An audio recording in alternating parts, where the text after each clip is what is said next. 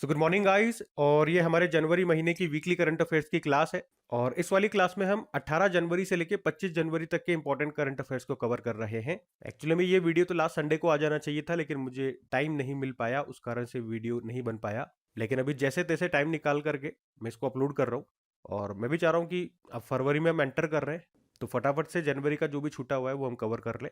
अगर आपको वीडियो अच्छा लगता है तो इसे दोस्तों के साथ में शेयर करके लाइक ज़रूर करना, ताकि लास्ट वाला पार्ट भी आपको जल्दी मिल जाए, शायद कल ही मिल जाए।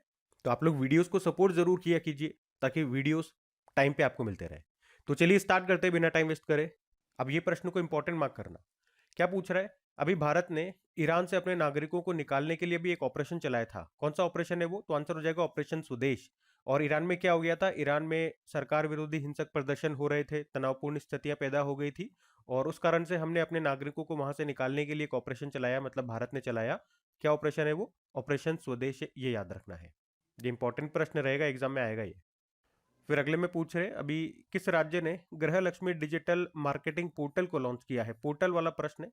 तो किसने किया है ये? तो आंसर हो जाएगा कर्नाटक ने किया है। तो कर्नाटक सरकार ने एक पोर्टल लॉन्च किया है जिसका नाम है गृह लक्ष्मी डिजिटल मार्केटिंग पोर्टल। नाम से समझ में आ रहा है गृह लक्ष्मी से कि ये महिलाओं के लिए होगा, महिला उद्यमियों के लिए होगा। इसमें उन्हें डिजिटल माध्यम से महिला उद्यमियों को सशक्त बनाया जाएगा, उनके उत्पादों को, उनके प्रोडक्ट्स को बढ़ावा दिया जाएगा। तो ये सब होगा। तो ये है गृह Lakshmi digital marketing portal, Karnataka ने इसको लॉन्च किया है। ये अच्छा प्रश्न रहेगा। क्या है? आप जानते ही हो, भारत जो है 2026 में ब्रिक्स की होस्टिंग कर रहा है, ब्रिक्स की अध्यक्षता कर रहा है। थीम आपसे पूछ रहे हैं, तो थीम क्या होगी? लचीलापन, नवाचार, सहयोग, स्थिरता के लिए निर्माण। थीम वाले प्रश्न आजकल बहुत पूछ रहे हैं एग्जाम में, ठीक है? तो ध्यान रखना। इंग्लिश में बोलोगे building for resilience, innovation, cooperation and sustainability.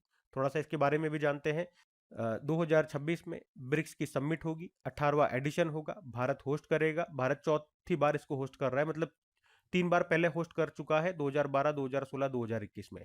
अब इसका लोगो और इसका थीम लॉन्च किया गया था। लोगो आप फोटो में भी देख सकते हो, कमल के आकार का है, कमल के फूल से प्रेरित है ये।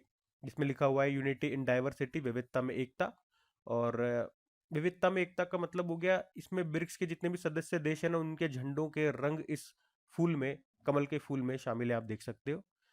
लोगों के अलावा जो थीम है वो मैंने आपको बताई दी है, लचीलापन, नवाचार, सहयोग, स्थिरता के लिए निर्माण।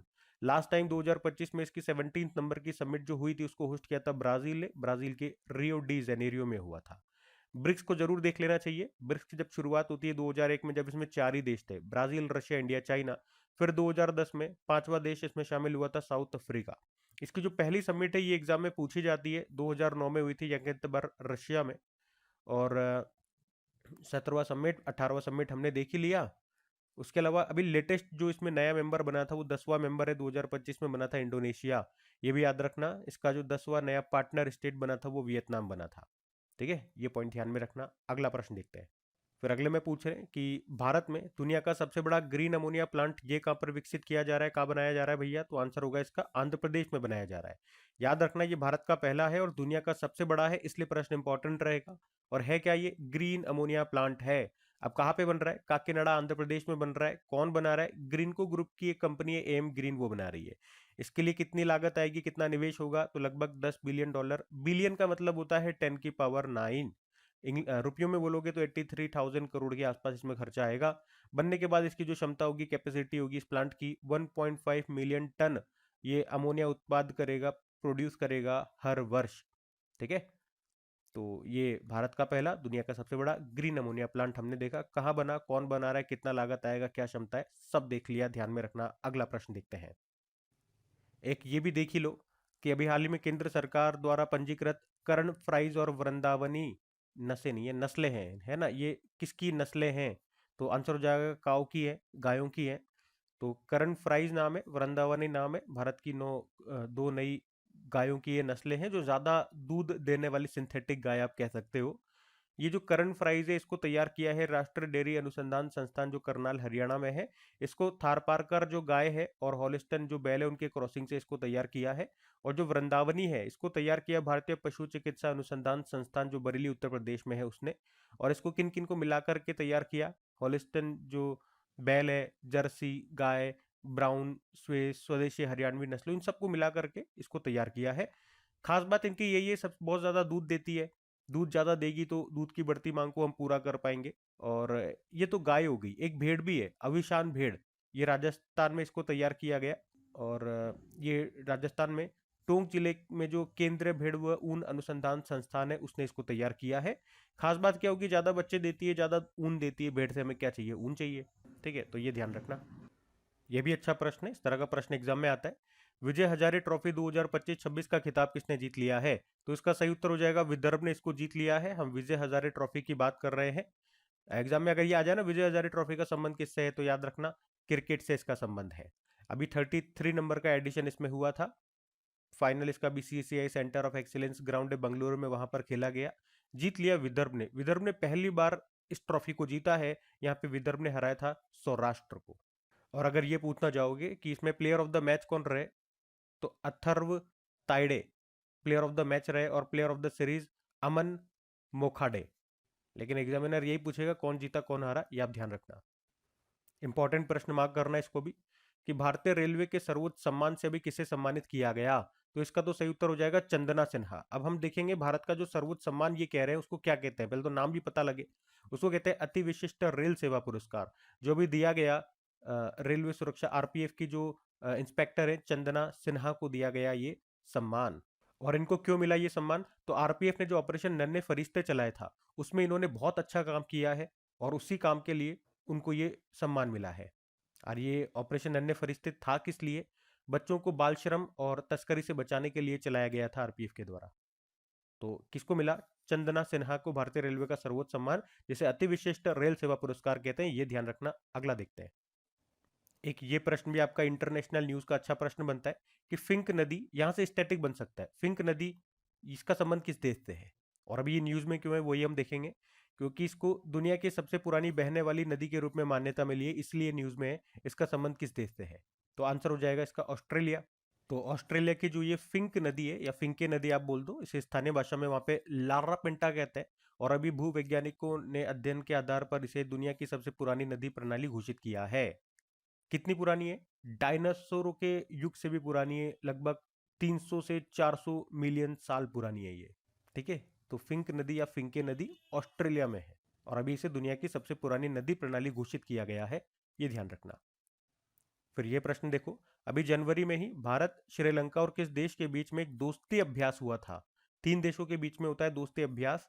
अभी जनवरी में हुआ था ये, जो कि एक तरह का नौसैन्य अभ्यास है, नेवल एक्सरसाइज है। भारत, श्रीलंका और मालदीव के बीच में होता है, तो मालदीव इसका आंसर हो जाएगा।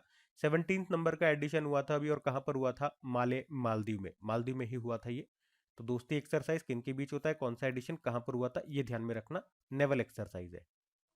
फिर ये प्रश्न भी देखो कि अभी हाल ही में भारत की पहली ओपन सी समुद्री मछली पालन परियोजना का शुभारंभ अभी कहां पर किया गया?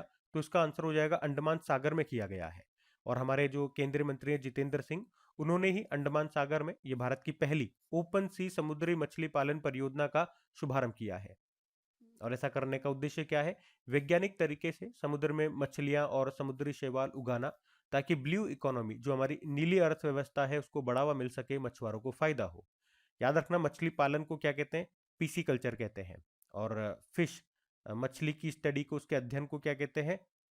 इथियोलॉजी कहते हैं। हिंदी में मत्स्य विज्ञान आप बोलते हो, ये ध्यान रखना, इथियोलॉजी कहते हैं। ठीक है, तो प्रश्न याद रखना पूछेगा, भारत की पहली ओपन सी समुद्री मछली पालन परियोजना कहां शुरू हुई? अंडमान सागर में।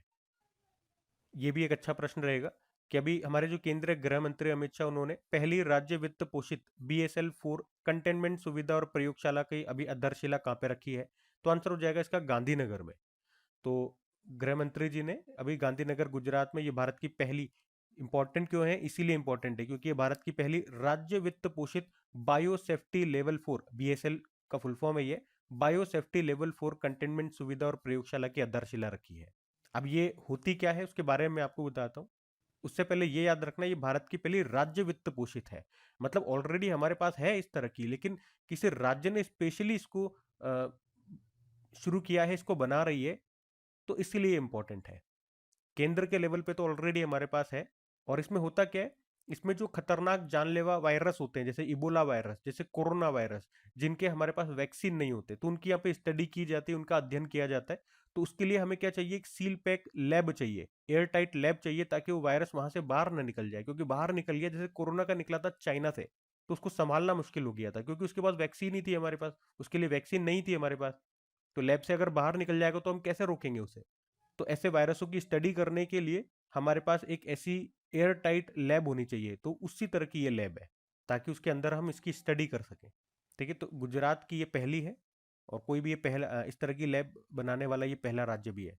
और भारत में फिलहाल दो इस तरह की मुख्य BSL-4 लैब है हमारे पास। एक तो पुणे के नेशनल इंस्टीट्यूट ऑफ वायरोलॉजी में, जो कि नागरिकों के लिए है, मतलब नागरिकों के लिए मतलब पब्लिक के लिए यहाँ पे काम होता है। और एक ग्वालियर के DRDO लैब है, वहाँ पे डिफेंस सेक्टर के लिए ओनली काम होता है। ठीक है, तो अभी वाली आप ध्यान में रखना, गांधीनगर गुजरात में। अगला देखते हैं। फिर अगले में देखो क्या पूछ रहे हैं। अभी युगांडा देश के राष्ट्रपति कौन बन गए? तो आंसर होगा योवरी मुसेवेनी बन गए हैं। एक्चुअली में अभी वर्तमान में यही थे, और अभी यहाँ पे फिर से चुनाव हुए और एक बार फिर से इन्होंने राष्ट्रपति पद का चुनाव जीत लिया, और इस तरह से ये 7वीं बार युगांडा के प्रेसिडेंट बने हैं। अब युगांडा में आपको मैप में दिखा दूं, आपको ये तो बताइए अफ्रीकी देश है युगांडा, ये रहा मैप में युगांडा। कैपिटल कंपाला हो गई है, करेंसी युगांडा शिलिंग, और योवरी मुसेवेनी यहाँ के फिर से प्रेसिडेंट बन गए हैं। और आप मैप में देख सकते हो, यहाँ पे ये एक झील आपको दिख रही होगी, विक्टोरिया झील, विक्टोरिया लेक जिसको कहते हैं। ये मुख्य रूप से 3 देशों को टच करती है, तंजानिया, युगांडा और थोड़ी सी ये केन्या में भी आती है। और ये इंपॉर्टेंट इसलिए बन जाती है क्योंकि विश्व की दूसरी सबसे बड़ी मीठे पानी की झील है। और जो नील नदी है ना, जो दुनिया की सबसे लंबी नदी आप कहते हो, ये उसका मुख्य स्रोत भी है। ठीक है, तो ये विक्टोरिया लेक। अगला देखते हैं। एक ये भी देख लो कि अभी 55 भाषाओं को कवर करने वाले ओपन ट्रांसलेशन मॉडल ट्रांसलेट जेमा को किसने लॉन्च किया है? तो इसको लॉन्च किया है भैया गूगल ने। तो ट्रांसलेट जेमा नाम से समझ में आ रहा है ट्रांसलेट करता होगा ये। और इन्होंने कहा कि एक नहीं दो नहीं, टोटल 55 भाषाओं को ये ट्रांसलेट कर सकता है, अनुवाद कर सकता है। तो एक तरह का ट्रांसलेटर ही हो गया ये। नाम ध्यान रखना, ट्रांसलेट जेमा किसका है? तो गूगल का, ये ध्यान रख लो आप। तो कितनी भाषाओं में? 55 भाषाओं में, मतलब 55 भाषाओं को ट्रांसलेट करता है। एक ये भी देख लो कि किस शहर में अभी नमो बुक फेस्टिवल का पहले संस्करण का आयोजन किया गया? तो ये किया गया भैया नई दिल्ली में। तो नमो पुस्तक मेला 2026, इसका ये पहला संस्करण हुआ, इसलिए मैं आपको बता रहा हूँ। कहाँ पर हुआ? नई दिल्ली के डॉक्टर अंबेडकर इंटरनेशनल सेंटर में। नाम से समझ में आ रहा है कि प्रधानमंत्री नरेंद्र मोदी पर लिखी हुई बुकों का ही यहाँ पे प्रदर्शन किया गया होगा। लगभग 450 से अधिक बुकों को यहाँ पे प्रदर्शित किया गया। ये बुकें उनके जीवन, उनके नेतृत्व और उनके दर्शन को बताती है। और इस मेले का उद्घाटन किया केंद्रीय मंत्री जितेंद्र सिंह ने, और इन्होंने यहाँ पे जैन वी बनो और महात्मा नामक 2 पुस्तकों को भी लॉन्च किया था। ठीक है, तो ये ध्यान रखना।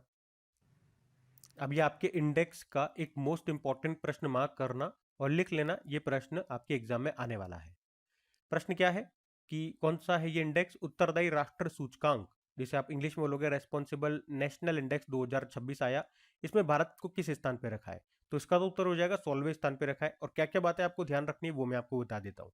इंडेक्स का नाम ध्यान में रखना, जो कि एक तरह का ग्लोबल इंडेक्स है, वैश्विक सूचकांक है।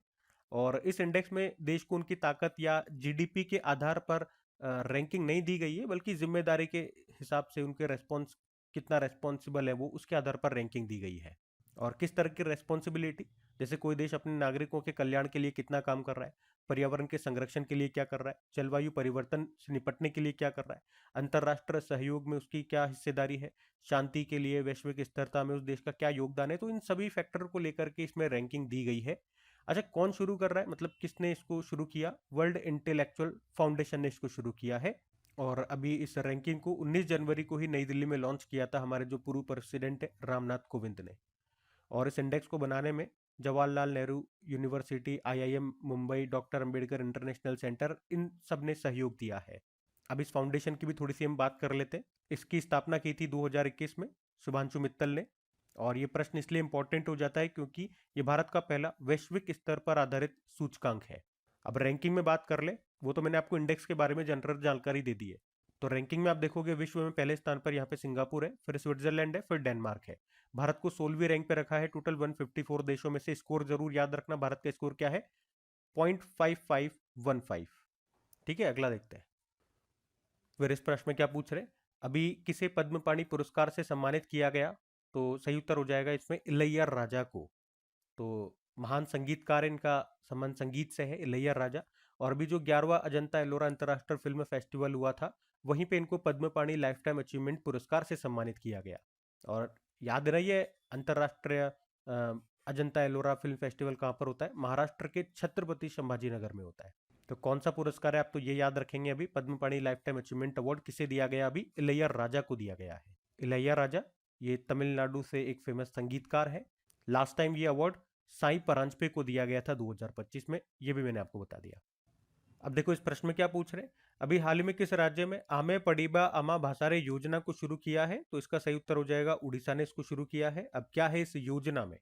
तो पहले तो आप तो ये याद रख लेना योजना क्या है, आमे पड़ीबा अमा भासारे योजना उड़ीसा ने शुरू किया। इसका मतलब होता है हम अपनी भाषा में पढ़ेंगे, तो नाम से समझ में आ गया होगा। ये एक तरह की शिक्षा योजना है, 5 सालों के लिए इसको शुरू किया गया है। तो 3 से लेकर 6 वर्ष की आयु के जो बच्चे हैं उनको उनकी मातृभाषा में ही पढ़ाना है, यही ये योजना है। हम पढ़ेंगे हमारी भाषा में। और कितने आयु वर्ग? 3 से लेकर 6 वर्ष की आयु के लिए। ठीक है। अब इसमें देखो इसमें क्या पूछ रहे हैं कि कोकबरोक भाषा दिवस ये किस राज्य में मनाया जाता है? देखो 2-3 तरह से यहाँ पे प्रश्न बन सकते हैं, और ये प्रश्न आपका एग्जाम में पूछा गया प्रश्न है। शायद मैं आपको शो भी कर दूंगा, मैंने डेली करंट में आपको ये देखो शो कर रखा है। डेली करंट में आपको मैं डेली करंट अफेयर्स वाली क्लास में मैं हमेशा इस तरह के प्रश्न शो करता हूँ आपको। ये देखो प्रश्न आया है आरआरबी ग्रुप डी में, कोकबरोक भाषा का एडिशन आपसे पूछा था। और भी देखो ये कहाँ की भाषा है, ये प्रश्न आपसे पूछा था DSSB में। तो ये प्रश्न एग्जाम में आता है, तो इसको ध्यान रखना। क्या है कोकबरोक भाषा दिवस? अब तो आपको पता चल गया त्रिपुरा में ये मनाया जाता है। और एडिशन कौन सा? इस बार 48 नंबर का एडिशन है। अभी मैंने दिखाया था आपको, एडिशन पे भी प्रश्न बना हुआ है एग्जाम में। और बात आ जाती है कब मनाते हैं, तो 19 जनवरी। मैंने कहा 3 तरह से प्रश्न बन सकते हैं, कहाँ की है? त्रिपुरा की है। कौन सा एडिशन है? 48 नंबर का है। कब मनाते हैं? 19 जनवरी को ही। अच्छा 19 जनवरी को क्यों मनाते हैं? क्योंकि 19 जनवरी 1979 को कोकबरोक को त्रिपुरा की ऑफिशियल भाषा के रूप में पहली बार मान्यता मिली थी, इसलिए 19 जनवरी को ये दिन मनाते हैं। ये त्रिपुरा की प्रमुख ट्राइबल लैंग्वेज है। कोक का मतलब होता है भाषा, और बरोक मतलब होता है लोग, मतलब लोगों की भाषा। ठीक है, तो ये ध्यान रखना। फिर अगला प्रश्न भी अच्छा है कि ब्रिक्स नेटवर्क यूनिवर्सिटी में शामिल होने वाला एकमात्र भारतीय राज्य कृषि विश्वविद्यालय ये कौन सा बन गया है? तो आंसर होगा पंजाब कृषि विश्वविद्यालय बन गया है। तो ब्रिक्स नेटवर्क यूनिवर्सिटी में अभी एकमात्र भारतीय राज्य कृषि विश्वविद्यालय शामिल हो गया है। कौन सा? पंजाब कृषि विश्वविद्यालय, जो लुधियाना में आपको मिलेगा। और याद रखना इस यूनिवर्सिटी को सतत कृषि और खाद्य सुरक्षा के डोमेन में इस श्रेणी में चुना गया है। मतलब ये यूनिवर्सिटी अब ब्रिक्स देशों के साथ मिलकर के नई खेती की तकनीकों को विकसित करेगा, जिससे किसानों को फायदा मिलेगा। अब ये ब्रिक्स नेटवर्क यूनिवर्सिटी क्या है? तो इसमें ब्रिक्स देशों के जो बड़े बड़े जो बेहतर शैक्षणिक संस्थाएं होती है वो ग्रुप में काम करते हैं। और एक इंपॉर्टेंट नोट और याद करना कि राष्ट्रीय संस्थानों में भारतीय कृषि अनुसंधान संस्थान जो दिल्ली में है वो इस नेटवर्क का ऑलरेडी पहले से हिस्सा है। लेकिन आज जो हमने बात करी है वो राज्य कृषि विश्वविद्यालय की बात करी है, इसलिए हमने कहा एकमात्र भारतीय राज्य कृषि विश्वविद्यालय कौन सा बन गया है इसमें शामिल होने वाला? पंजाब कृषि विश्वविद्यालय। ठीक है, तो ध्यान रखना। प्रश्न अगला देखते हैं। फिर अगले में पूछ रहे हैं कि सागर मैत्री ये भारतीय नौसेना और किस संगठन की एक संयुक्त पहल है? तो आंसर हो जाएगा DRDO। तो सागर मैत्री याद रखना भारतीय नौसेना और DRDO की एक संयुक्त पहल है, जिसका उद्देश्य क्या है? हिंद महासागर क्षेत्र के देशों के साथ वैज्ञानिक सहयोग को बढ़ाना और समुद्री डेटा का संग्रह करना। और DRDO का एक विशेष पोत, एक स्पेशल जहाज है INS सागर निधि, वो इस मिशन का संचालन कर रहा है। मतलब इसमें होता क्या है, इस जहाज की मदद से हिंद महासागर में समुद्री सर्वेक्षण और वैज्ञानिक मिशन किए जाते हैं। तो कौन सी पहल है? सागर मैत्री है, भारतीय नौसेना और DRDO की संयुक्त पहल है। कौन से जहाज का इस्तेमाल होता है? INS सागर निधि का। और इसमें क्या करते हैं वो मैंने आपको बता दिया।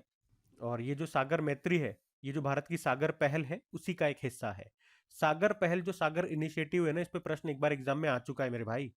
एक तो इसकी फुल फॉर्म आ चुकी है, क्या है? Security and growth for all in the region. ये जरूर ध्यान में रखना। और इस पहल का उद्देश्य है हिंद महासागर क्षेत्र में समुद्र सहयोग, सुरक्षा और आर्थिक विकास को बढ़ावा देना। अब क्या प्रश्न एग्जाम में आया था, ये आपके लिए होमवर्क के लिए डाल रहा हूं मैं। ये UPSC में प्रश्न पूछा गया था, ये आपके लिए होमवर्क प्रश्न है। बताओ, हम अगला देखते हैं। अच्छा एक और प्रश्न है, ये भी करो। फिर एक प्रश्न ये भी देख लो कि भारत की नॉर्थ ईस्ट क्षेत्र से NCC गोल्ड मेडल जीतने वाली पहली अभी अधिकारी कौन बन गई है? तो आंसर हो जाएगा KM सुधा बन गई है। तो लेफ्टिनेंट KM सुधा ये भारत के नॉर्थ ईस्ट सेक्टर से, नॉर्थ ईस्ट क्षेत्र से NCC गोल्ड मेडल जीतने वाली पहली अधिकारी बन गई है। अभी उन्हें best firer of the academy का खिताब मिला है। ये कहाँ से बिलोंग करती हैं KM सुधा? ये असम राज्य से बिलोंग करती है। ठीक है, तो इतना सा आप ध्यान में रखना KM सुधा का नाम और क्या संबंधित इनसे न्यूज है, ये थोड़ा सा ध्यान में रखना। अगला देखते हैं, एक ये बुक भी देख लेते हैं। बुक का नाम है पलानी वेलु गट्स। इसका हिंदी संस्करण अभी लॉन्च किया है। किसने लॉन्च किया यही पूछ रहे हैं, तो आंसर हो जाएगा हमारे जो वाइस प्रेसिडेंट है सीपी राधाकृष्णन ने। वाइस प्रेसिडेंट सीपी राधाकृष्णन जी ने जो एक सर्जन है, डॉक्टर है, सी पलानी वेल्लू इनका नाम है, और इन्हीं की बायोग्राफी है गट्स, उसका हिंदी संस्करण अभी इन्होंने लॉन्च किया है। ये जो पलानी वेल्लू साहब एक प्रसिद्ध लेप्रोस्कोपिक सर्जन है, तमिलनाडु से बिलोंग करते हैं, और इनकी एक्चुअल में जो आत्मकथा है वो गट्स है, उसका नाम गट्स है, और इसका भी हिंदी संस्करण लॉन्च किया वाइस प्रेसिडेंट ने, ये न्यूज है। ये प्रश्न भी देखो एक बार कि एशिया विनिर्माण सूचकांक, एशिया मैन्युफैक्चरिंग इंडेक्स 2026 में भारत की रैंक क्या है, तो भारत इसमें 6वें स्थान पर है। तो ये जो इंडेक्स है ये एशिया के उभरते देशों में विनिर्माण क्षेत्र यानी कि मैन्युफैक्चरिंग सेक्टर की स्थिति, उनकी ताकत, उनकी कमजोरियों का आकलन करती है और रैंकिंग देती है। मतलब ये इंडेक्स बताता है कि एशियाई देश में विनिर्माण उद्योग कितना मजबूत है, इनकी उत्पादन क्षमता कितनी है, वह कितना कुशल है। तो उस हिसाब से रैंकिंग दी जाती है। तो पहले स्थान पर चाइना है, फिर मलेशिया, वियतनाम है। पहला याद रख लो चाइना है, और भारत की रैंक है 6। तो टोटल 11 एशियाई देशों में से भारत 6वें स्थान पर है। अभी इस प्रश्न को इंपॉर्टेंट मार्क करना, इंपॉर्टेंट वाले प्रश्न मैं अलग से बता ही रहा हूँ, वैसे सारे इंपॉर्टेंट ही करा रहा हूँ, लेकिन जो सबसे ज्यादा इंपॉर्टेंट है उनको तो अलग से बता देता हूँ स्टार लगा के।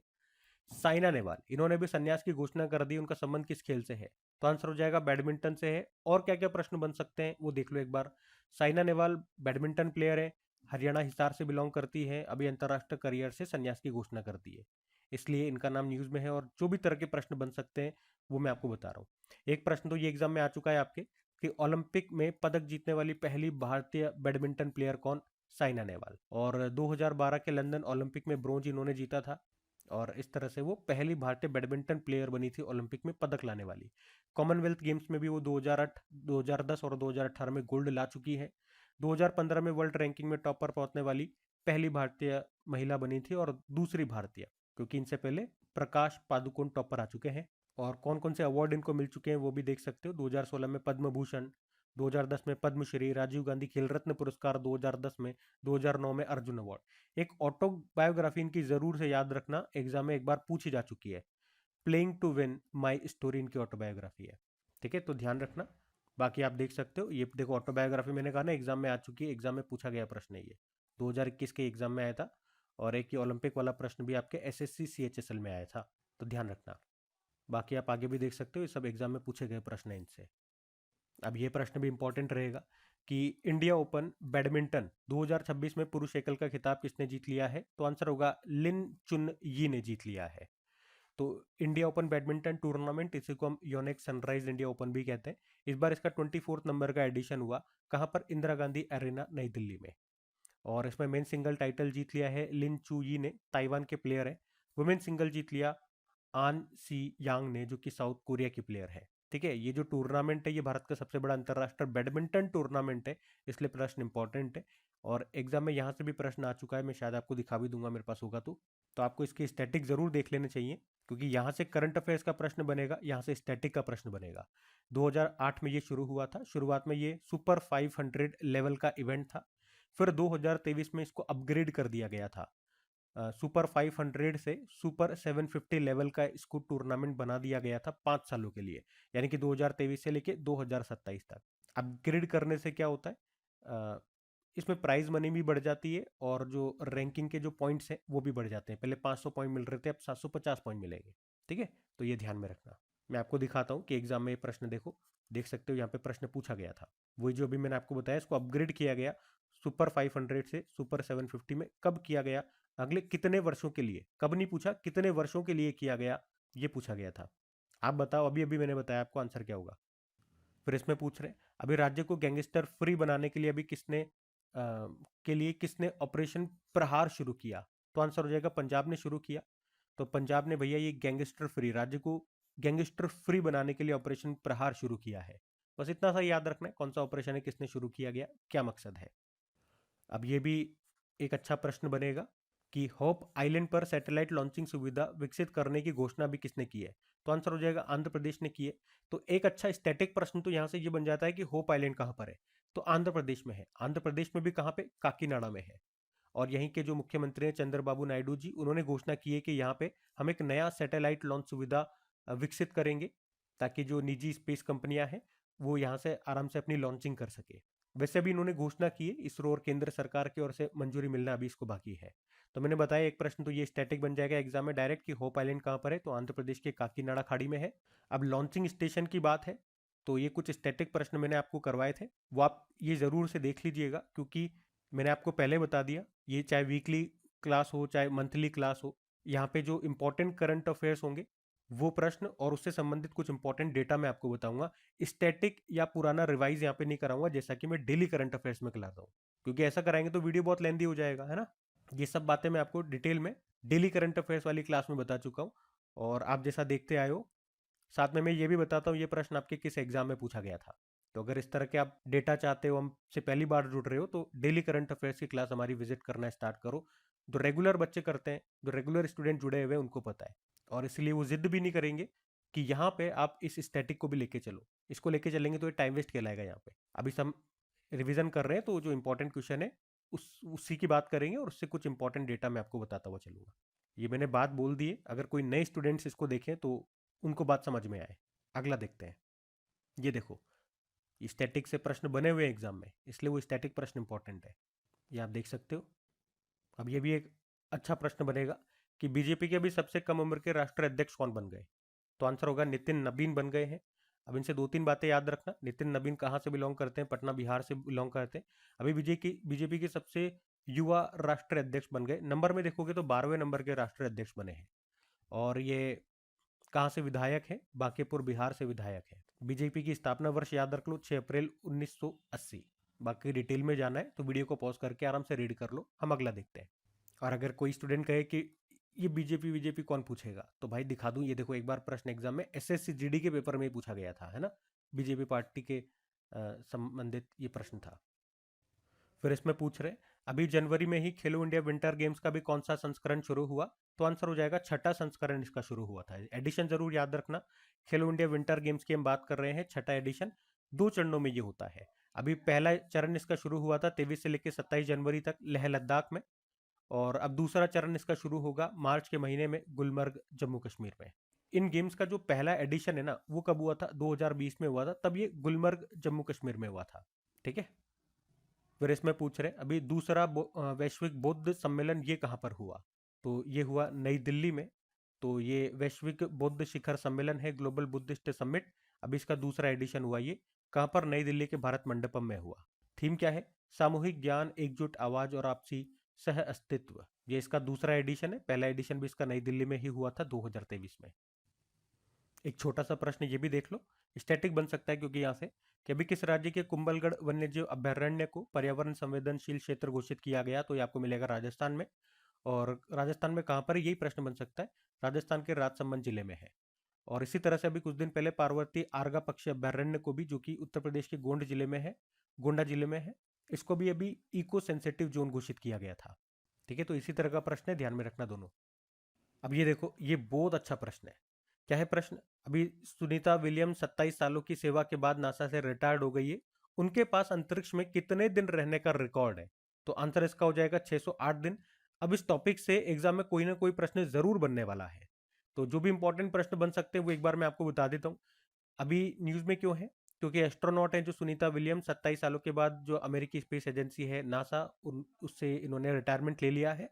सुनीता विलियम की बात करें तो अपने करियर में 3 इंटरनेशनल जो स्पेस मिशन है वो पूरे कर चुकी है, मतलब आईएसएस पर 3 बार होके आ चुकी हैं ये। और इस तरह से उन्होंने आईएसएस इंटरनेशनल स्पेस स्टेशन पर टोटल 608 दिन बिताए हैं। और आखिरी बार जब वो गई थी ना स्पेस स्टेशन, तो वो 286 दिनों तक अंतरिक्ष में रही थी।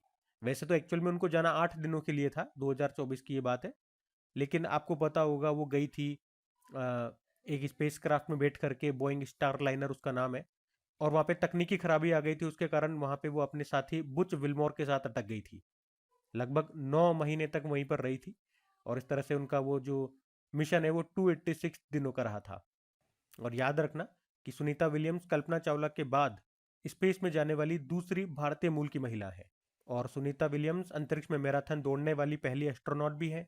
उन्होंने अंतरिक्ष में टोटल 9 स्पेस वॉक, चहलकदमी की है, और इस दौरान उन्होंने 62 आवर 6 मिनट अंतरिक्ष में चहलकदमी करने में बिताए हैं। जो किसी भी महिला अंतरिक्ष यात्री के द्वारा सबसे ज्यादा है।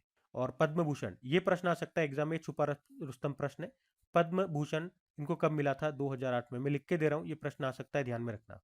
ठीक है, तो यहीं से ये स्टैटिक प्रश्न भी ध्यान रखना, ये सभी प्रश्न आपके एग्जाम में पूछे गए हैं। हम अगला प्रश्न देखते हैं। अब ये जो फेस्टिवल वाला प्रश्न है, ये मोस्ट इंपॉर्टेंट प्रश्न है, एग्जाम में आ चुका है कई बार। आदिवासी त्योहार है कौन सा? समक्का सरलम्मा जतारा इसको कहते हैं। इसका आयोजन कहां पर किया जाता है? तो आंसर होगा तेलंगाना में किया जाता है। तो कौन सा फेस्टिवल है ये याद रखना, समक्का सरलम्मा जतारा इसको कहते हैं। तेलंगाना का एक द्विवार्षिक, मतलब हर 2 साल में होता है, एक तरह का आदिवासी त्योहार है ये। और इसी को मेदराम जतारा भी कहते हैं। और ये एशिया का सबसे बड़ा आदिवासी त्योहार है, या कह दो कुंभ के बाद दूसरा सबसे बड़ा मेला है ये। और किस जनजाति के द्वारा इसको मनाया जाता है? तो कोया जनजाति, ये भी ध्यान में रखना। तेलंगाना में मनाया जाता है, किस जनजाति के द्वारा मनाया जाता है? ये जिन देवियों को समर्पित है उन्हीं के नाम पर ये त्योहार है। समक्का और सरलम्मा, ये माँ बेटी थी, इन्होंने काकतीय शासकों के करों के विरुद्ध लड़ाई लड़ी थी और बलिदान दिया था। ठीक है, तो कितने दिनों तक मनाया जाता है? 4 दिनों तक मनाया जाता है। कौन सी जनजाति के द्वारा? कोया जनजाति के द्वारा। इस बार 28 जनवरी से 31 जनवरी तक ये मनाया गया। कहाँ पे? तेलंगाना के मुलुगु जिले में एक गांव है मेदराम, वहां पर। तो जहां जहां से प्रश्न बन सकते हैं सब हमने कवर कर लिया, ध्यान में रखना। अगला प्रश्न देखते हैं। अच्छा, एक प्रश्न आपके लिए होमवर्क प्रश्न में डाल रहा हूँ, आप मुझे बताना, जिस तरह से हमने कहा ना ये एशिया का सबसे बड़ा या भारत का सबसे बड़ा आदिवासी त्योहार है, आप मुझे बताओ भारत का दूसरा सबसे बड़ा आदिवासी त्योहार कौन सा है? ये आपको बताना है। हम अगला देखते हैं। फिर अगले में पूछ रहे, उत्तर प्रदेश का पहला ऐसा शहर कौन सा बन गया है जहां ताजा कचरे का डंपिंग स्थल शून्य हो गया है? तो आंसर हो जाएगा इसका लखनऊ। तो लखनऊ याद रखना, ये उत्तर प्रदेश का पहला ऐसा शहर बन गया जहां ताजा कचरे का डंपिंग स्थल शून्य हो गया है। इसीलिए लखनऊ को zero fresh waste dump city का दर्जा प्राप्त हो गया। क्या मतलब हो गया? मतलब जो डेली ताजा कचरा निकल के आ रहा है, हम सबके घरों से कचरा निकलता है, इकट्ठा होता है, तो अब वो इकट्ठा नहीं हो रहा है। पहले तो क्या होता है, कचरों के पहाड़ बनते हैं, पुराना कचरा है उसको हमने सेट नहीं किया कहीं पे, उसकी बात नहीं हो रही है। अब जो ताजा कचरा निकल के आ रहा है उसको ये कहीं ना कहीं सेट कर रहे हैं, उसका इकट्ठा नहीं होने दे रहे हैं, उसको क्लियर रख रहे हैं। और कैसे इसको सेट कर रहे हैं, ये कैसे उसकी प्रोसेसिंग कर रहे हैं? तो जैसे उसमें से प्लास्टिक या कागज वाला कचरा निकाल दिया, उसको सीमेंट या कागज उद्योग में भेज देंगे। जैविक कचरा हो गया, उसे कृषि या बागवानी में उपयोग में ले लेंगे। बाकी जो ऐसा कचरा होगा जो कहीं भी इस्तेमाल नहीं हो रहा, तो उसे लैंड फिलिंग में या निर्माण कार्यों में इस्तेमाल कर देंगे। इस तरह से उसका निपटारा कर रहे हैं, नया कचरा इकट्ठा नहीं करने दे रहे। और इस तरह से ऐसा किया कहाँ पे जा रहा है? लखनऊ में। तो इसलिए हमने कहा ये उत्तर प्रदेश का पहला ऐसा शहर बन गया जहां ताजा कचरे का डंपिंग स्थल शून्य है, डंप नहीं किया जा रहा अब। ठीक है, ध्यान रखना, अच्छा प्रश्न है ये। अब ये इंपॉर्टेंट प्रश्न है, इस तरह के प्रश्न एग्जाम में आते हैं भैया। तो क्या प्रश्न है? अभी केंद्रीय मंत्रिमंडल ने अटल पेंशन योजना को किस वर्ष तक जारी रखने की मंजूरी दे दी है? तो इसका सही उत्तर हो जाएगा 2030-31 तक। दो तरह की चीजें यहाँ पे याद रख लो, या तो एग्जामिनर ये पूछ लेगा कब तक के लिए बढ़ा दिया है, या पूछ लेगा इस योजना को कब लॉन्च किया गया था, या पूछ लेगा इसमें है क्या। तो वो सब बातें मैं आपको बता देता हूँ। एक्चुअली मैं आपको बता दूं कि प्रधानमंत्री नरेंद्र मोदी ने जन सुरक्षा योजना को शुरू किया था कब? 9 मई 2015 को कोलकाता से शुरू किया था। और इस जन सुरक्षा योजना में 3 तरह की योजनाएं आती है, 3 तरह की बीमा योजनाएं आती है। प्रधानमंत्री जीवन ज्योति बीमा योजना, प्रधानमंत्री सुरक्षा बीमा योजना, और ये अटल पेंशन योजना जिसकी हम आज बात कर रहे हैं। तो उसी की हम बात करते हैं। ये रही अटल पेंशन योजना, जिसका उद्देश्य क्या था? असंगठित क्षेत्र के लोगों को पेंशन सुविधा देना। अब ये असंगठित क्षेत्र क्या हो गए? जो रेहड़ी पटरी वाले लोग हो गए, जो फेरी वाले लोग हो गए, जो सड़क के किनारे ठेले लगाते हैं, वहां पे जो सामान बेचते हैं, उनकी ये बात हो रही है। और इसमें भी किन वर्ग को इंक्लूड किया गया, शामिल किया गया, तो ये डेटा जरूर याद रखना। 18 से लेके 40 वर्ष तक के लोग इसमें पार्टिसिपेट कर सकते हैं। और उनको पहले निवेश करना होगा, और निवेश करने के बाद, मतलब जब वो 60 साल के हो जाएंगे उसके बाद उनको पेंशन के रूप में पैसे मिलेंगे। 1,000 रुपए से लेके 5,000 रुपए तक की पेंशन मिलेगी, डिपेंड करता है वो कितना जमा कर रहे हैं उसके ऊपर। ठीक है, तो ये डेटा याद रखना। कितनी उम्र पूछ सकते हैं? 18 से लेके 40 वर्ष तक के लोग इसमें पार्टिसिपेट कर सकते हैं। और कितना मिलेगा पेंशन वो मैंने आपको बता दिया है। और इस योजना को रेगुलेट कौन कर रहा है? Pension fund regulatory and development authority of India. ठीक है, तो ये तो योजना की सारी बात मैंने आपको बता दी है। कब शुरू हुई थी, कहाँ से शुरू हुई थी, क्या है, और अभी कब तक के लिए बढ़ा दिया गया वो भी आपको बता दिया, 2030 से लेकर 2031 तक। ठीक है, तो एग्जामिनर के पास बहुत सारे प्रश्न बन सकते हैं, कहीं से भी एग्जामिनर प्रश्न पूछ सकता है।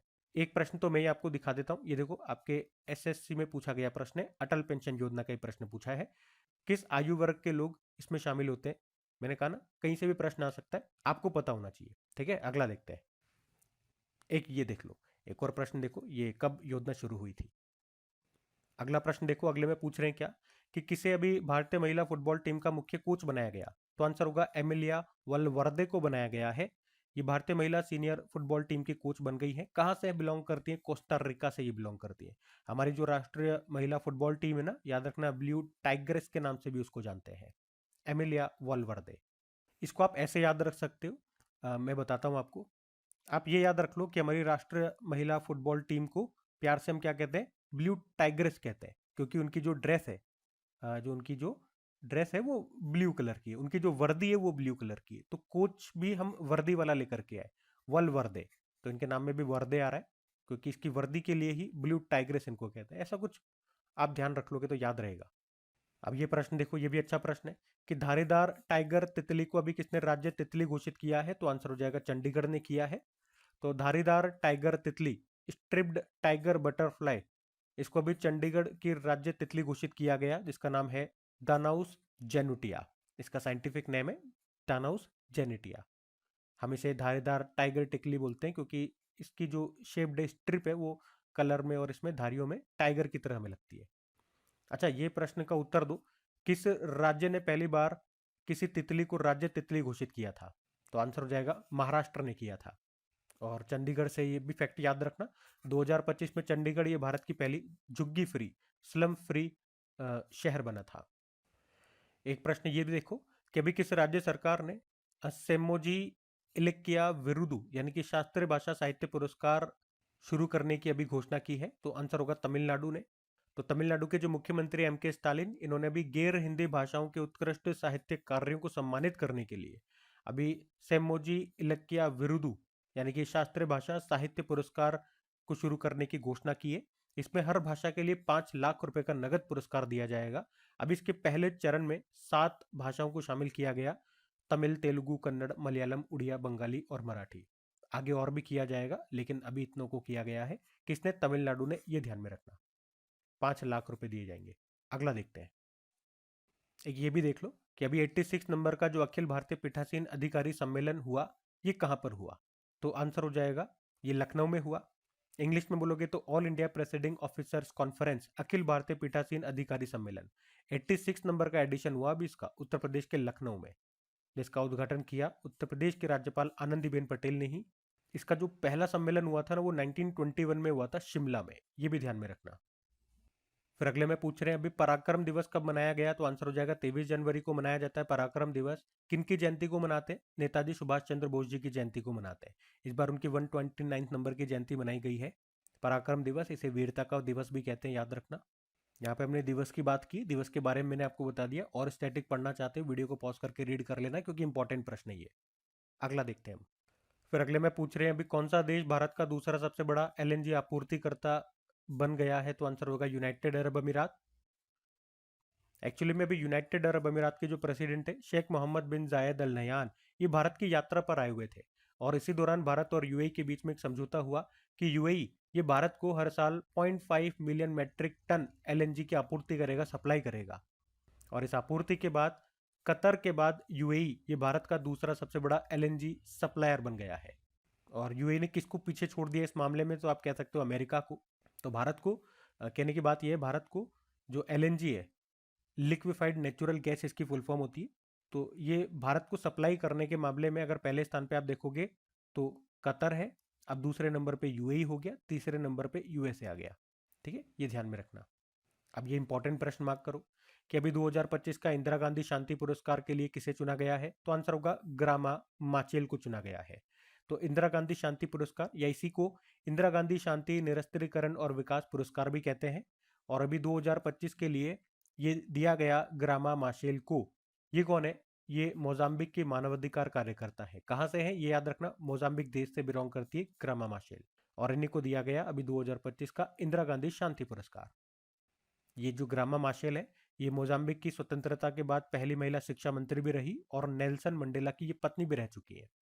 ठीक है, ध्यान रखना। ये इसमें पुरस्कार के रूप में 25 लाख रुपए नगद दिए जाते हैं। इसकी शुरुआत हुई थी 1986 में। अब ये इंपॉर्टेंट प्रश्न है कि अभी सिंगापुर की ट्री लेडी के नाम से मशहूर पर्यावरणविद का निधन हो गया। नाम बताओ उनका नाम क्या था? तो आंसर होगा कीर्तिदा मेकानी उनका नाम था। कीर्तिदा मेकानी का नाम याद रखेंगे। सिंगापुर की प्रमुख पर्यावरणविद थी ये।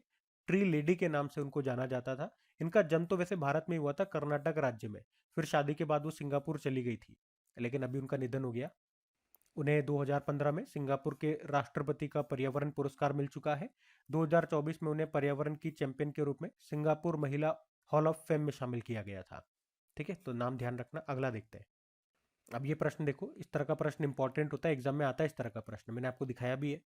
क्या है प्रश्न? अभी 27 जनवरी से लेकर 20 फरवरी तक भारत रंग महोत्सव का आयोजन किया जा रहा है। पूछा जा रहा है किस संस्था के द्वारा किया जाता है, और एग्जैक्टली यही प्रश्न आपके एग्जाम में आया था। तो इसका उत्तर हो जाएगा नेशनल स्कूल ऑफ ड्रामा। तो यह है भारत रंग महोत्सव। ये इंपॉर्टेंट इसलिए भी है क्योंकि ये विश्व का सबसे बड़ा अंतर्राष्ट्रीय थिएटर महोत्सव है। अब इसका 25 नंबर का एडिशन हुआ। आयोजन कर रहा है कौन? National school of drama. और भारत में पूछोगे कहाँ पर हो रहा है, तो कोई एक स्थान नहीं है, 40 अलग अलग स्थानों पे हो रहा है। तो इतना याद नहीं रखना है स्थान विस्थान में, याद रखना आयोजन किसके द्वारा किया जाता है, क्योंकि ये प्रश्न आपका एग्जाम में बना हुआ है। एडिशन आप ध्यान रख लो। ये विश्व का सबसे बड़ा अंतर्राष्ट्रीय थिएटर महोत्सव है, और इस बार जो आयोजन हो रहा है उसमें महिलाओं के योगदान को सम्मानित किया जा रहा है। ठीक है, अगला देखते हैं। ये आप देख सकते हो, मैंने आपको प्रश्न भी दिखा दिया। आरआरबी एनटीपीसी में 2025 में ही पूछा गया है मेरे भाई ये। ठीक है, ये देखो, अंतर्राष्ट्रीय रंगमंच महोत्सव, इसका आयोजन किस संस्था के द्वारा किया जाता है, ये ऑप्शन आपको दिए थे। अगला देखते हैं। तो अगली बुक क्या है कि चलाइफ of ambrosia, Ram Janmabhoomi, challenge and response, किसने लिखा इस बुक को? तो सुरेंद्र कुमार पचौरी ने इस बुक को लिखा है।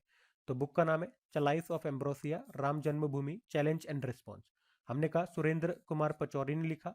इसको लॉन्च किया वाइस प्रेसिडेंट सीपी राधाकृष्णन ने। तो इस बुक में भगवान श्री राम की जन्मभूमि को पुनः प्राप्त करने की जो लंबी और कठिन यात्रा रही है उसका इसमें वर्णन किया गया है। और आपको याद होगा बाबरी मस्जिद डिमोलिशन में जो जांच के लिए कमेटी बनी थी, लिब्रहान आयोग, उसके सचिव थे ये सुरेंद्र कुमार पचौरी। उन्होंने ये बुक को लिखा है। ठीक है, ध्यान रखना। एक ये प्रश्न भी देखो कि तेलंगाना ने भारत की पहली net zero greenfield smart city के लिए अभी किसके साथ समझौता किया? तो इसका उत्तर हो जाएगा यूनाइटेड अरब अमीरात के साथ समझौता किया है।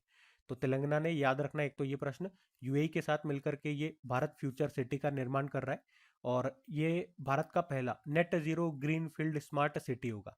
नेट जीरो मतलब जितना कार्बन इस ये सिटी उत्सर्जित करेगी उतना ही अवशोषित कर लेगी, एनवायरमेंट में कुछ भी जाने नहीं देगी, मतलब कोई भी कार्बन जाने नहीं देगी। तो ये बिल्कुल नए सिरे से स्मार्ट सिटी बन रही है, भारत फ्यूचर सिटी। यहाँ पे 100% रिन्यूएबल एनर्जी का इस्तेमाल होगा, स्मार्ट इंफ्रास्ट्रक्चर का इस्तेमाल होगा। अब इसी से मिलता जुलता ये प्रश्न है, ये आपके एग्जाम में प्रश्न आया था, इसको आप ध्यान में रखना कि देश का पहला ग्रीन फील्ड स्मार्ट सिटी कौन सा है? तो अटल नगर जो छत्तीसगढ़ में है। लेकिन जो आज हम प्रश्न में बात कर रहे हैं वो net zero green field smart city है, भारत फ्यूचर सिटी जो बनेगा तेलंगाना में।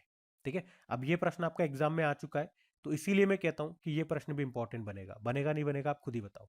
हम अगला देखते हैं। ये देखो, मैं आपको दिखा भी देता हूँ, आरआरबी जेई में ये प्रश्न पूछा गया था। फिर अगले प्रश्न में देखो क्या पूछ रहे हैं। अभी हाल ही में नुम्बिया सेफ्टी इंडेक्स 2026 में कौन सा शहर टॉप पर है? तो आंसर होगा ये किंगदाओ। ये किंगदाओ कहाँ का है? तो आप देख सकते हो पूरी लिस्ट, ये चाइना का शहर है।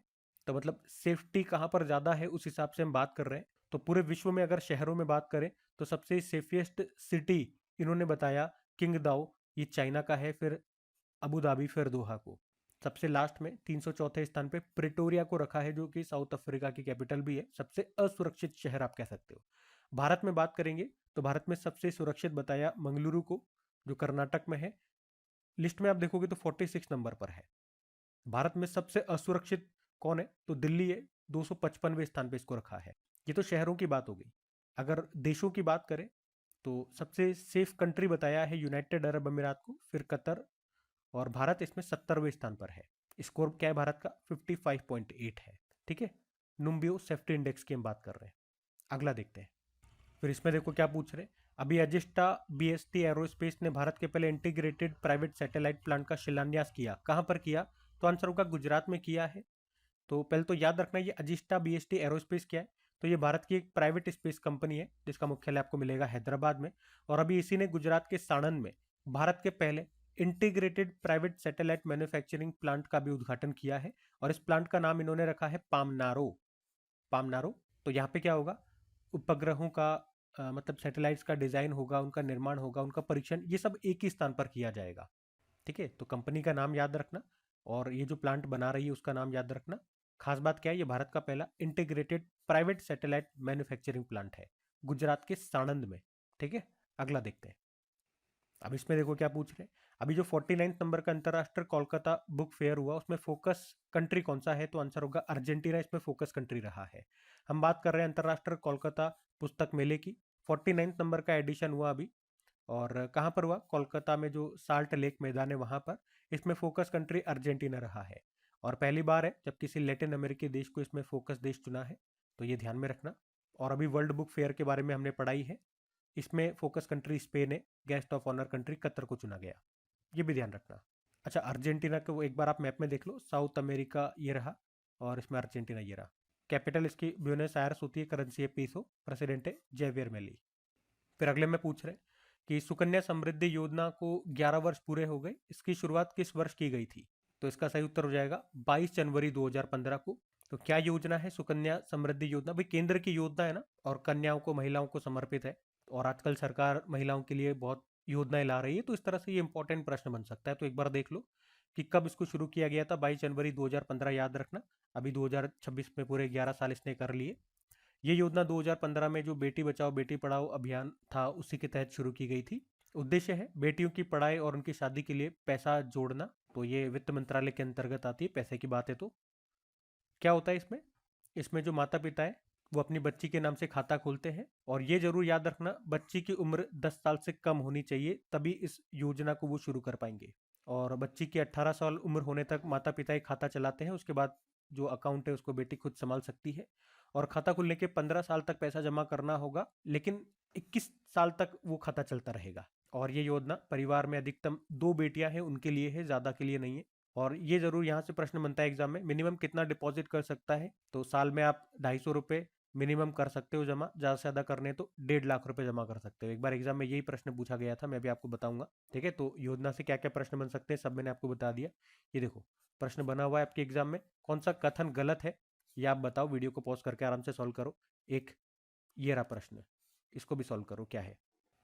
फिर अगले में देखो, रिसर्च स्कॉलर्स के लिए भी अटल विचल अग्रगामी योजना को किसने शुरू करने की घोषणा की? तो आंसर हो जाएगा असम ने। अ से अटल, अ से असम, ऐसे याद रख लो। तो असम सरकार ने अटल विचल अग्रगामी योजना को शुरू करने की घोषणा की है। शोधकर्ताओं के लिए है, रिसर्च स्कॉलर्स के लिए ये योजना है। इसमें उन्हें वित्तीय सहायता दी जाएगी ताकि वो रिसर्च को आगे कंटिन्यू कर सकें। अगर वित्तीय कोई समस्या आ रही है, उनको फाइनेंस की समस्या आ रही है, उस कारण से वो पीछे हट रहे हैं, तो ऐसा नहीं है भाई, आपको पैसे मिल रहे हैं, आप अपनी रिसर्च जारी रखो और नई नई खोजों को लेकर के आओ, नए नए इनोवेशन करते रहो। कितने रुपए मिलेंगे? रुपये की बात करें तो रेगुलर जो रिसर्च स्कॉलर्स हैं उनको हर महीने 25,000 रुपये मिलेंगे, और जो दिव्यांग शोध छात्र हैं उनको 40,000 रुपये प्रति महीना मिलेगा। रुपया जरूर याद रखना, रुपये से प्रश्न आ जाते हैं। अब ये देखो, भारतीय सेना ने ऑपरेशन त्राशी वन ये कहाँ पर चलाया था? तो ये जम्मू कश्मीर में चलाया था भारतीय सेना ने।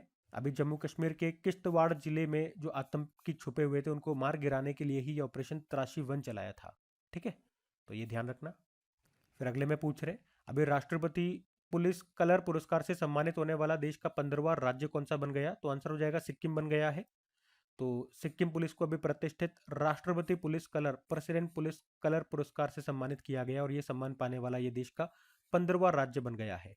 याद रखना इस सम्मान को निशान भी कहा जाता है, और असम और त्रिपुरा के बाद ये सम्मान पाने वाला सिक्किम तीसरा पूर्वोत्तर राज्य बन गया है।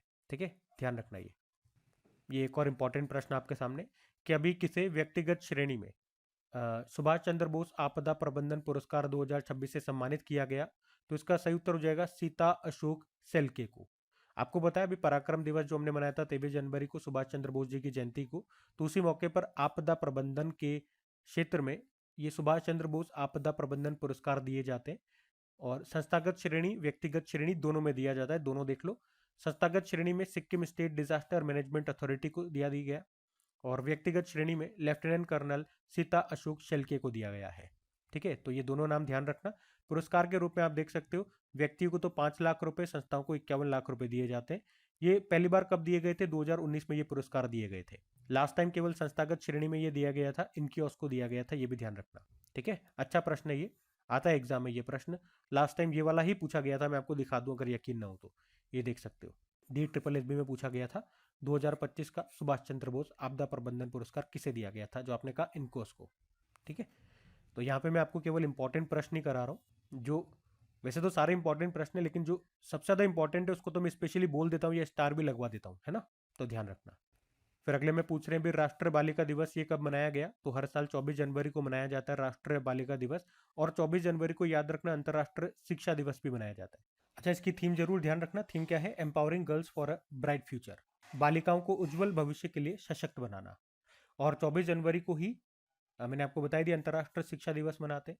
अच्छा, ये तो नेशनल गर्ल चाइल्ड डे हो गया। इंटरनेशनल गर्ल चाइल्ड डे भी याद रखना 11 अक्टूबर को होता है, और जो राष्ट्रीय शिक्षा दिवस होता है वो 11 नवंबर को होता है। ठीक है, ध्यान रखना ये सब। अगला देखते हैं। फिर अगले में पूछ रहे लोकायन 2026 अभियान पर अभी कौन सा शिप रवाना हुआ है, तो इसका आंसर हो जाएगा INS सुदर्शनी। अब ये लोकायन 26 है क्या, तो आप कह सकते हो भारतीय नौसेना का एक वैश्विक समुद्री मिशन है ये। और इसमें क्या होता है, इसमें हमारा एक सेल ट्रेनिंग शिप यानी कि पाल प्रशिक्षण जहाज जो अभी है INS सुदर्शनी, ये 10 महीने की लंबी यात्रा पर जाता है। अब इसको रवाना किया हमने कोच्चि केरल से। तो ये जहाज 13 देशों का दौरा करेगा, 18 विदेशी बंदरगाहों पर रुकेगा। और उद्देश्य क्या है ये सब करने का, वासुदेव कुटुंबकम की भावना के साथ भारत की समुद्री शक्ति का प्रदर्शन करना और मित्र देशों के साथ संबंधों को मजबूत करना। ये जो INS सुदर्शनी है ना, इसको तैयार किया गया था गोवा शिपयार्ड लिमिटेड में 2012 में ये शामिल हुआ था। ये भारतीय नौसेना का एक सेल ट्रेनिंग शिप है, पाल प्रशिक्षण जहाज है। ठीक है, तो इसके बारे में भी ध्यान रखना। अगला देखते हैं। तो गाइज ये थी आज की हमारी ये वीकली करंट अफेयर्स की क्लास। इसमें हमने 18 से लेके 25 जनवरी तक जो भी इंपॉर्टेंट क्वेश्चन थे वो सारे कवर कर लिए हैं। अब एक लास्ट वाला वीक होगा, वो भी आपको जल्द मिल जाएगा। मैं उम्मीद करूंगा आप लोग इस सेशन को सपोर्ट जरूर करेंगे अपने दोस्तों के साथ में स्टडी ग्रुप में। यार एक बार शेयर जरूर करना, वीडियो को सपोर्ट नहीं मिलता है तो फिर इनको बनाने की इच्छा नहीं करती। देखो सही बात तो यह है, क्योंकि बहुत मेहनत लगती है इनको बनाने में। तो बस आप लोगों से एक ही रिक्वेस्ट है कि शेयर जरूर करना। कम से कम आप लोगों के फ्रेंड्स तो होंगे ही सही यार, दोस्तों के साथ में स्टडी ग्रुप तो होंगे ही सही, तो एक बार वहाँ पे शेयर ज़रूर करना। लाइक नहीं करा तो लाइक कर देना। इनकी प्रैक्टिस के लिए आपको क्विज भी मिल जाती है अपनी क्रेक एग्जाम एप्लीकेशन में, जिसका लिंक डिस्क्रिप्शन बॉक्स में है। तो अभी के लिए इतना ही रखते हैं। राधे राधे।